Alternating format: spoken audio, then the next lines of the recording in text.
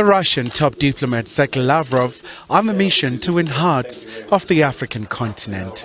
The Kremlin wants to stay closer to its allies in Africa after it's been pummeled by the West with sanctions for invading Ukraine.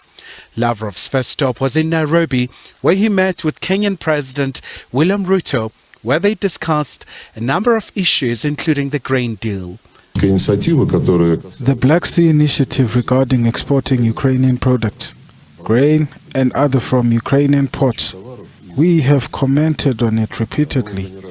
Out of, I think, 30 million tons that have been exported, less than 3% went to the poorest countries. Lavrov's next stop is Burundi and the East African countries currently chairing the East African Community's regional bloc.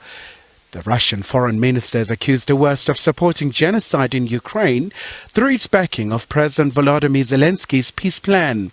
This is what Ukrainian Foreign Affairs Minister had to say when he was in Africa. Bread prices in Africa, in Asia and in South Africa depend on a very simple fact: how much grain can be exported from Ukraine per year. And if Russia did not invade, we would not have this problem. Would not have had this problem, but we have it now. This is where we come here and we say, guys, we fight a war, we will win. We are certain about that. But in the meantime, we want to revive our relations. The Russian foreign minister is headed to the BRICS foreign ministers meeting in Cape Town, South Africa. Lavrov is not facing a warrant of arrest. The issue of the International Criminal Court is thorny for the African continent. Former President Thabo Mbeki says Africa must strengthen internal institutions that are meant to hold leaders accountable. What is critically important, Sophie, for the continent is that the continent must establish this African Court of Justice, which has been agreed in principle, and the protocol has been agreed.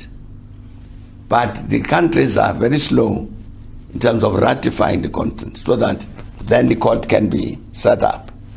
That's what needs to happen. We need to ensure that Africa does this, so that we're not then threatened by the ICC. The people who commit these offenses detailed in the Rome Statute can then appear before the African Court of Justice. So we don't have to go to the ICC.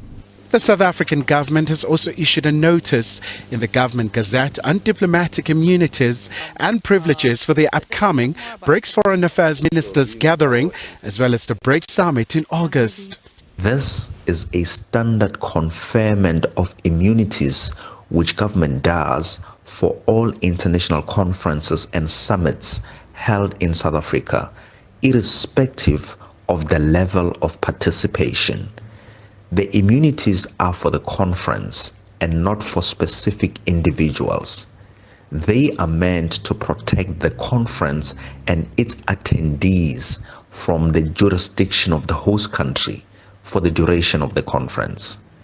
These immunities do not override any warrant that may have been issued by any international tribunal against any attendee of the conference. Meanwhile, the war between Russia and Ukraine has intensified, and there are fears that this may hinder the peace mission led by 6 African heads of state. Khumalo, SABC News, Johannesburg.